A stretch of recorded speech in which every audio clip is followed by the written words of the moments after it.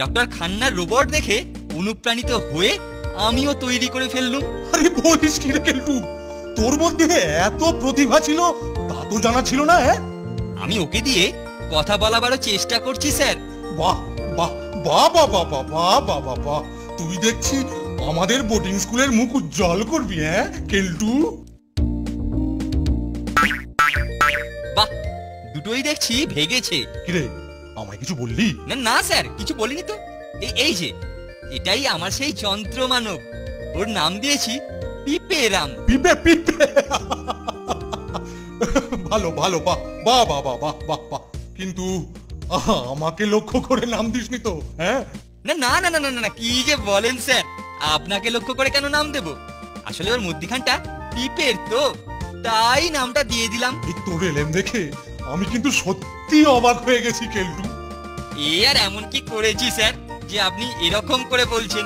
না না কেলটু, আমি ভাবছি একটা প্রকাশ্য সম্মেলন ডেকে সকলের সামনে তোর এই প্রতিভাকে তুলে ধরবো।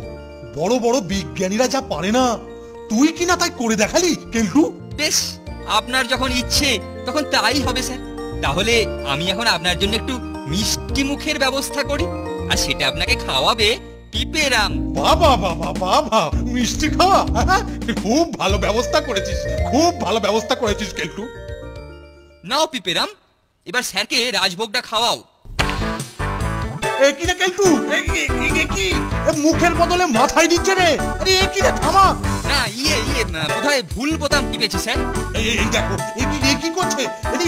ও কেলটু, এই তখন নাকে ঘষছিল, এখন নাকে ঘষছে। কি রে, ব্যাপারটা কি রে? না ও কিছু নয় স্যার, মনে হচ্ছে মেশিনে কিছু গন্ডগোল হয়েছে, ও আমি এক্ষুনি ঠিক করে দিচ্ছি। এই বেটু, এসব কি করছিস? এবারেতে ঠিকঠাক করবি, না হলে কিন্তু পিন্ডি একেবারে চটকে দেব। ঠিক করে দিয়েছি স্যার। পিপেরাম, এবার স্যারকে ভালো করে দই খাইয়ে দাও।